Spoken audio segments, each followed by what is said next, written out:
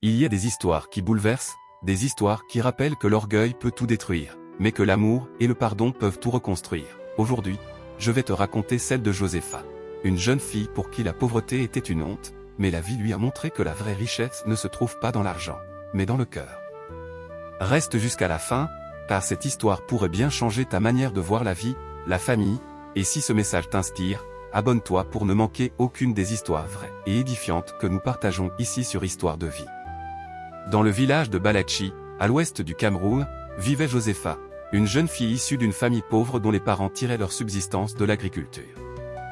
Depuis la naissance de Josefa, ses parents, notamment sa mère maman Carole, avaient tout donné pour assurer à Josefa la meilleure éducation possible.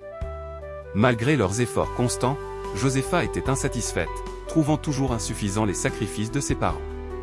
Elle avait honte de leur pauvreté et se sentait supérieure à eux. Maman Carole, inquiète du caractère de sa fille âgée de seulement 10 ans qui ne cessait de se plaindre, entreprit de lui parler avec douceur et amour pour lui faire comprendre la valeur du travail et de l'humilité.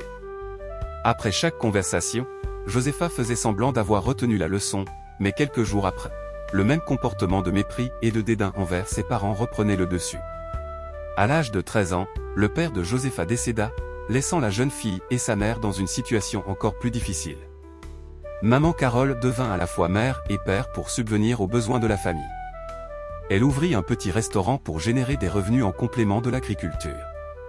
Mais Josefa, se croyant trop belle pour souffrir, refusa catégoriquement d'aider sa mère dans ses activités.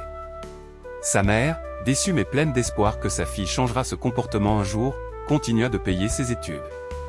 À 18 ans, Josefa obtint son baccalauréat et quitta Balachi pour poursuivre ses études en droit à l'université de Soa, avec le rêve de devenir avocate. Maman Carole utilisa toutes ses économies pour inscrire Josefa à l'université et lui fournir tout le nécessaire pour s'installer. Elle lui donna maints conseils afin qu'elle soit concentrée sur ses études. Une fois à l'université, Josefa rejoignit un club de filles qui se croyaient trop belles pour souffrir, comme elle depuis longtemps, passant leur temps à se moquer des autres étudiants qu'elles appelaient péjorativement « John School ». Elle fréquentait bars et boîtes de nuit les week-ends, se prenant pour des stars de l'université. À la fin du premier semestre, Josefa et ses amis du club n'avaient validé aucune unité d'enseignement, ce qui provoqua la dislocation du groupe.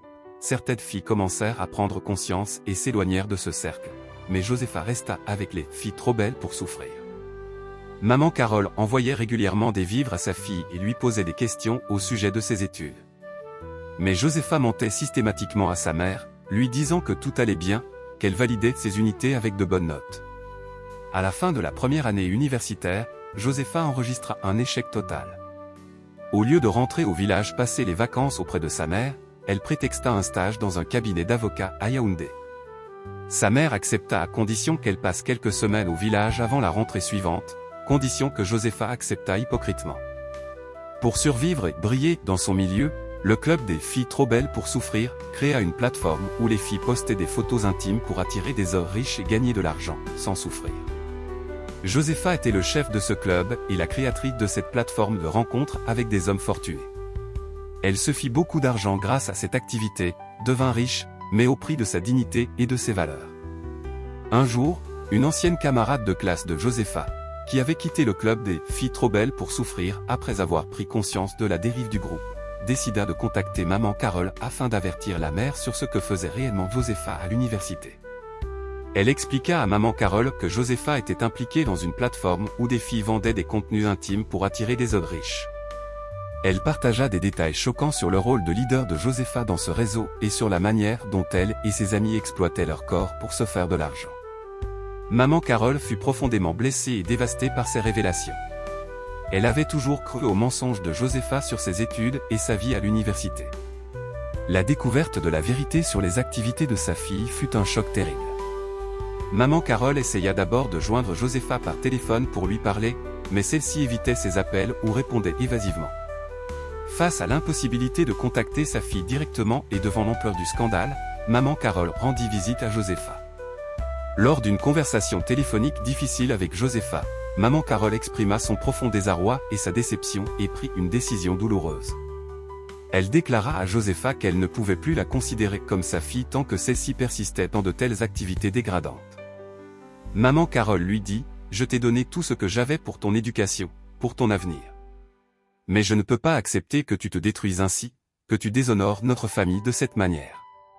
Si tu continues sur cette voie, je ne te reconnais plus comme ma fille. » Après le reniement de sa mère, Josépha, insensible à cette situation, continua sur la même voie pendant quelques années. Au fil du temps, elle commença à ressentir un vide intérieur. Les répercussions sociales et la perte de sa relation avec sa mère commencèrent à peser sur elle. Elle réalisa que son succès financier ne compensait pas la douleur qu'elle avait causée à sa famille et la dégradation de sa propre vie. Lors d'une sortie de groupe, Josépha rencontra Joyce, une ancienne amie qui avait quitté le même réseau et qui avait réussi à se reconstruire. Cette amie lui partagea son expérience de rédemption et lui parla de l'importance de retrouver ses valeurs et sa dignité. Josépha fut touchée par les paroles de son amie Joyce et commença à réfléchir à sa propre vie. Après quelques semaines de réflexion, Josépha décida de quitter le réseau et de se consacrer à sa rédemption. Elle commença à suivre des cours de sensibilisation et de développement personnel, et elle se rapprocha de sa foi et de ses valeurs familiales. Elle réalisa qu'elle avait été aveuglée par l'appât du gain et qu'elle avait perdu de vue ce qui était vraiment important. Après quelques années de travail sur elle-même, Josépha décida de contacter sa mère pour s'excuser et pour lui montrer qu'elle avait changé. Elle écrivit une lettre émouvante à sa mère, exprimant son regret pour ses actions passées et sa gratitude pour l'amour et le soutien qu'elle avait toujours reçu de sa part. Maman Carole fut touchée par la lettre de Josépha et accepta de la rencontrer. Lors de leur rencontre, Josépha s'excusa sincèrement et expliqua comment elle avait changé. Maman Carole vit la sincérité dans les yeux de sa fille et accepta de lui pardonner et leur relation se reconstruisit progressivement. Josépha décida de consacrer sa vie à aider les autres et devint un modèle qui sensibilisait les jeunes sur les dérives à l'université, sur l'importance de préserver leur dignité et leurs valeurs. Elle partagea son expérience pour aider les autres à éviter les mêmes erreurs. Josépha devint une source d'inspiration pour beaucoup de jeunes qui étaient tentés par le même chemin qu'elle avait emprunté. Elle montra que même après avoir fait des erreurs, il est possible de se reconstruire et de devenir un modèle positif pour les autres. La relation entre Josépha et sa mère fut complètement rétablie. Maman Carole fut fière de sa fille qui avait réussi à se reconstruire et à devenir un modèle pour les autres. Josépha avait trouvé un nouveau sens à sa vie et avait appris à apprécier la valeur de l'amour et du soutien familial. Après sa prise de conscience et sa décision de se réorienter vers une voie positive, Josépha connut un succès remarquable dans sa carrière d'avocate. Elle se spécialisa dans le domaine du droit des femmes et de la justice sociale, ce qui lui permit de faire une différence positive dans la société. Josépha se servit de son expérience pour aider les autres à éviter les mêmes erreurs qu'elle, ce qui lui a valu une reconnaissance et un respect dans sa communauté. Elle devint un modèle pour les jeunes, leur montrant l'importance de prendre des décisions éclairées et de préserver leurs valeurs. Josépha réussit également à se réconcilier avec sa mère, Maman Carole, ce qui lui permit de retrouver une relation positive avec sa famille. Son succès fut le résultat d'un travail acharné, d'une détermination à changer et d'un engagement à faire une différence positive dans la société. Nous retenons globalement de cette histoire réelle qu'il n'est jamais trop tard pour changer et se reconstruire. L'histoire de Josépha nous montre que même après avoir fait des choix discutables, il est possible de prendre conscience de ses erreurs, de se repentir et de travailler à devenir une meilleure personne. Avec détermination et effort, on peut transformer sa vie et devenir un modèle positif pour les autres. Cette leçon morale nous encourage à ne pas juger les autres trop sévèrement, car chacun a la capacité de changer et de se réhabiliter. Croire en la capacité de chacun à se reconstruire et à devenir une meilleure version de soi-même. Encourager et soutenir ceux qui cherchent à changer et à améliorer leur vie. Si l'histoire vous a plu, abonnez-vous à la chaîne pour écouter d'autres histoires édifiantes, partagez et laissez un commentaire pour encourager les autres.